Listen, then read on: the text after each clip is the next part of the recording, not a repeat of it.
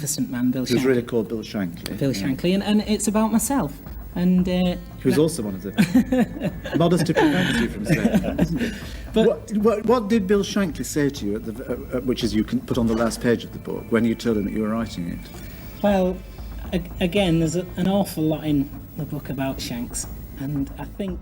Football legends share the first time they faced Emlyn Hughes. Some called him divisive, others called him intense, but every single one of them remembered the first time they met Crazy Horse. Whether they played beside him or battled against him, Emlyn Hughes left a mark that never faded. Here's what really happened when football royalty came face to face with Liverpool's Iron Captain. Emlyn Hughes was not just a footballer, he was a force. 2 European Cups, 62 England caps, captain of Liverpool during their golden years. They called him Crazy Horse because he never stopped running, never stopped smiling, and never stopped winning. He played in defence, he played in midfield, he played wherever Bill Shankly told him to play, and he did it with a grin that terrified opponents more than any scowl ever could. This is not a biography. This is something better. This is a memory journey through 6 legends who faced Hughes and lived to tell the story. Some were teammates, some were rivals, but all of them walked away changed. Frank McLintock was Arsenal's captain, a tough Scottish defender who had seen it all. But on May 8, 1971, at Wembley Stadium, he saw something he never expected. Arsenal were chasing the double. They had already won the league. Now they needed the FA Cup. Liverpool stood in their way. The match went to extra time in sweltering heat. Both teams were exhausted. Then Liverpool scored through Steve Highway. Arsenal were dying on their feet. McLintock looked across the pitch. His lungs were burning. His legs were gone. Then he saw it. Emlyn Hughes, the man who never stopped running, was down. Hughes was receiving treatment for cramp. This was the revelation. Hughes was the engine of Liverpool. He was the one who ran for 90 minutes while everyone else faded. If Hughes was cramping, Liverpool were beatable. McLintock seized the moment. He started screaming at his teammates. Look at Emlyn. They're finished. He's gone. This wasn't cruelty. This was warfare. In the brutal football of the 70s, weakness was opportunity. And Hughes, for the first time anyone could remember, looked weak. Arsenal rallied. They scrambled an equaliser through Eddie Kelly. Then Charlie George scored the winner. Arsenal completed the double. Hughes fell to his knees in dejection. But here's the thing about that moment. McLintock won the battle, but Hughes won the war. That image of failure became fuel. Hughes never allowed himself to be the weak link again. He trained harder. He pushed further. To opponents like McLintock, Hughes was a barometer. If he was running, Liverpool were dangerous. If he was down, Liverpool were human. McLintock was smart enough to spot the crack and ruthless enough to exploit it, but Hughes made sure no one ever saw that crack again. Now let's talk about Tony Curry. If McLintock represented gritty professionalism, Curry represented everything Hughes hated. Curry played for Sheffield United. He had skill, he had hair, he had swagger, he was an entertainer, and one day, against Liverpool, he decided to entertain. Curry found himself in space. Instead of passing or shooting, he sat on the ball. He flicked it. He toyed with Liverpool players. He played to the gallery. In the language of the time, he was taking the piss. Hughes did not tackle him. He did something worse. He sneered. It was a look of pure disdain. Then he delivered one cold line. "Stop taking the piss, TC." That was it. No violence, no shouting, just a quiet warning that cut deeper than any tackle. Curry remembers that moment vividly. He believed football was performance art. He thought fans loved skill and expression, and they did. But Hughes believed football was war. Liverpool were champions. They did not take kindly to cocky players. This was not personal irritation. This was policing. Hughes was enforcing the boundaries of acceptable behaviour. By sneering at Curry, he was asserting dominance.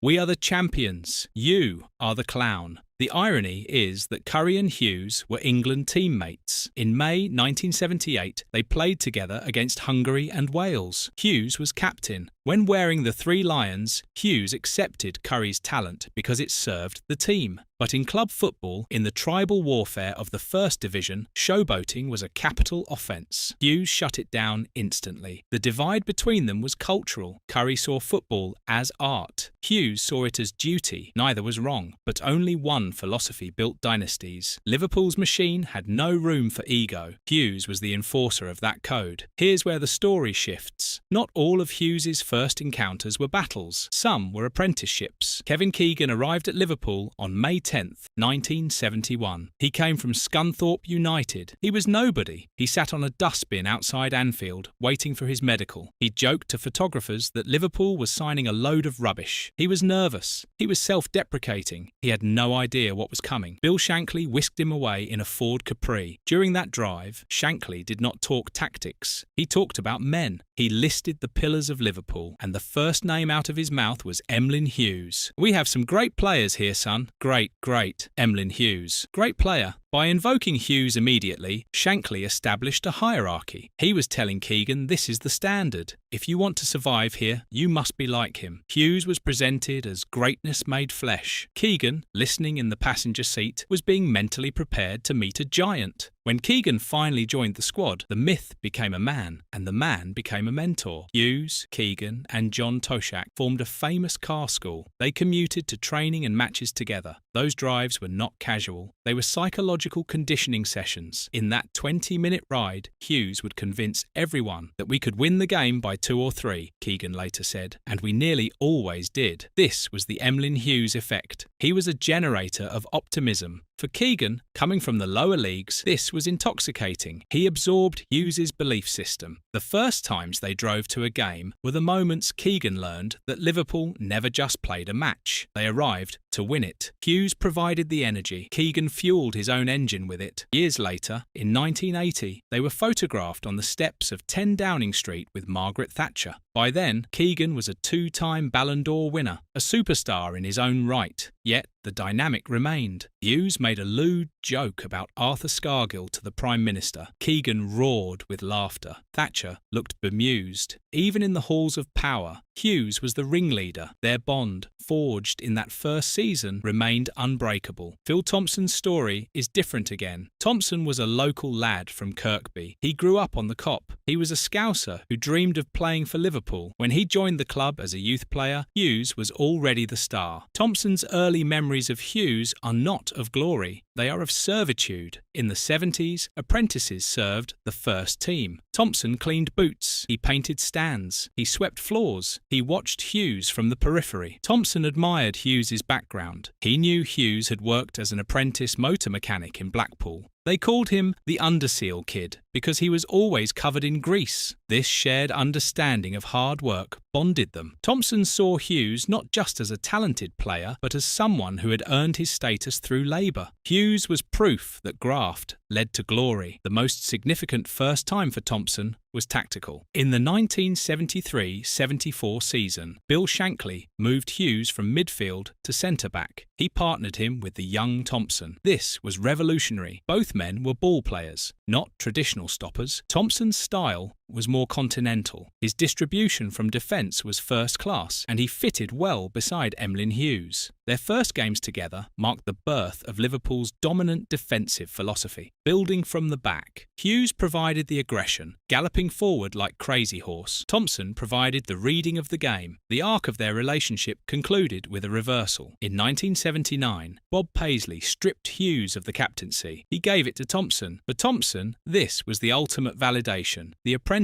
had become the master. "I could hardly believe it when the boss told me," Thompson said. "It's been the greatest ambition of my life to captain Liverpool." Unlike Tommy Smith, who resented losing the captaincy to Hughes years earlier, the transition was professional. Hughes had taught Thompson how to lead. Now he had to step aside. There was no bitterness, just legacy. August 1977. The atmosphere at Anfield was tense. Kevin Keegan, the idol of the Cop, had left for Hamburg. In his place came Kenny Dalglish, signed from Celtic for a British record £440,000. The pressure on Dalglish was suffocating. He was not just joining a team, he was joining the European champions. He was replacing a legend, and the captain of those champions was Emlyn Hughes. Dalglish's anxiety was palpable. He was staying in a hotel. isolated from his home in Glasgow. His first time meeting Hughes properly, away from the formalities of the transfer, was in the hotel bar. There were no cameras, no crazy horse antics, no hazing. Hughes simply walked in and bought him a drink. Emlyn Hughes, the captain of the European champions, simply went to his hotel and had a drink with him in the bar. Just two supremely gifted footballers having a chat to make one of them feel at home. That's how we did things, Dalglish recalled. This interaction reveals Hughes's emotional intelligence. He recognised that Dalglish did not need to be psyched up like Keegan. He needed to be settled down. By treating the record signing with ordinariness, Hughes removed the pedestal. He signalled to Dalglish, "You are one of us." Dalglish noted the power of Hughes's personality. Suddenly, we were united again, and seeing that famous grin was something we all wanted, needed, really. He had that power. The result was immediate. In his first league appearance against Middlesbrough and in the Charity Shield, Dalglish scored. He hit the ground running because his captain had cleared the runway. Graham Souness represents the final chapter. Souness arrived in January 1978. He was a marauding Scottish midfielder with a reputation for violence and elegance in equal measure. He was the natural successor to the hard man role that Hughes occupied. But before they were teammates, Souness faced Hughes as an opponent. Souness played for Middlesbrough.